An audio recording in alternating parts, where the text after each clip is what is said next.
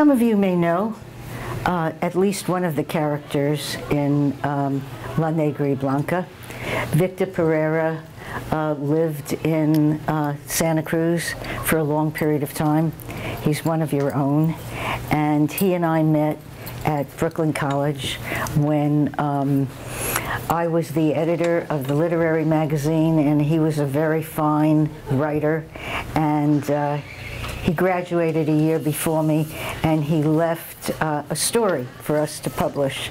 And life being what it is, when you really want to start out with someone in the right way, the Catholic Church was very offended by this story, and they impounded the magazine. And it was a great fight to bring it out again and distribute it. And so that's how Victor and I met. I met him again here in Santa Cruz by Omi Restaurant 20 years later, and we were very close friends until his death. Victor was a journalist. He was a novelist. He was also a journalist. He was a Jewish man from Guatemala, and he was very interested in the name Pereira, which spelled with an E alone has a Jewish lineage, spelled with an EI has a Catholic lineage. And part of what this book is about is what we now familiarly speak about as the hybrid. What happens when we are divided within ourselves, Jew and Catholic, native person and European, all those divisions that either bring us together or tear us apart. A small group of people, Victor Pereira, a dear friend of mine by the name of Morena Monteforte, who was the daughter of Mario Monteforte Toledo, a very renowned Guatemalan novelist and vice president under Arevalo for a short time, progressive vice president. His daughter, and the daughter of a Tzutuhil woman who wouldn't marry him because he didn't know how to live the life she felt was the right life.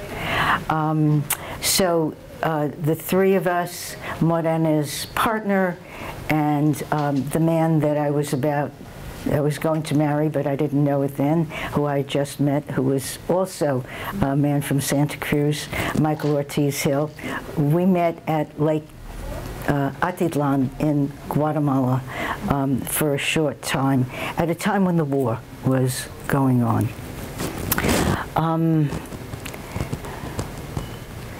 Another character in the book, it's very hard to talk about this book. It has many, many layers, and sometimes I can't even hold them all in my mind.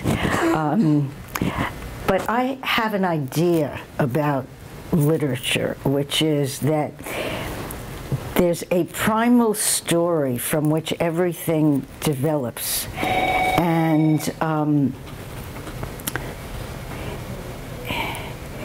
one of the questions in this book is whether Blanca, the narrator, ever met La Negra. And La Negra was the mistress of Mario Monteforte Toledo. But she was also something else. And if one could go back to the moment when one met La Negra, whether one met La Negra or not, and could begin a life, or life could begin from that moment, then maybe La Negra would enter again into our consciousness, and that we would be sustained by the presence of La Negra. So that's sort of some of what the book deals with. let me say this other part. Victor was a journalist. He was completely and absolutely devoted to human rights.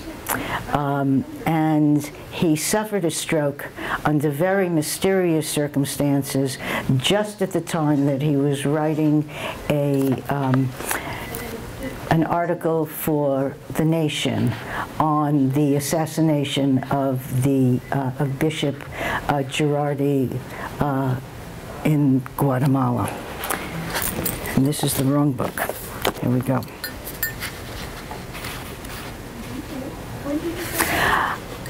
I don't know if I ever met La Negra, or if the sharp photograph in my mind is merely constructed out of conversations with Morena, which would imply that we never climbed the stairs of the pink stucco-walled house and let ourselves in. But still, I do remember meeting La Negra. I remember the moment, the way you remember your dreams, Victor. You dream, and it opens a mahogany door, and you step through into the real world. The first image I have of La Negra is exiting the kitchen, where she swept past the corner of the enameled emerald green table where I was seated, to open the doors of the wooden cabinet where she kept the tea. But it couldn't have been tea she was choosing from that great cabinet with its 2 glass eyes above and all the rest small carved doors, so many wooden breasts of Artemis of Ephesus offering abundance. Because we couldn't have been elsewhere but Mexico City, and location determines everything. No, certainly it wouldn't be anything but coffee, really good, strong, aromatic coffee, steep, mountainside, shade-grown, good as one can find in Mexico City when one searches out the coffee saved for tourists, foreigners, or packed to be exported to other countries.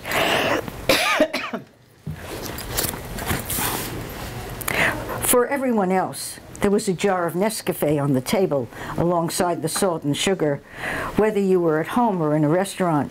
No, certainly it would not have been tea, and never Nescafe, even though La Negra, the mistress, was living in a small house, while her lover, Morena's father, the important writer, was living in his urban finca in a sprawling colonial house, red tile roof, broken glass atop walls, crowned with barbed wire, with a wife and with a peacock and 2 peahens on the roof. I don't remember whether I ever met the important writer, although you, Victor, certainly did, and I don't remember going to La Negra's modest 2-story pink house in Mexico City, only being there. That is, I always remember with certainty this frozen but hot with color moment with La Negra.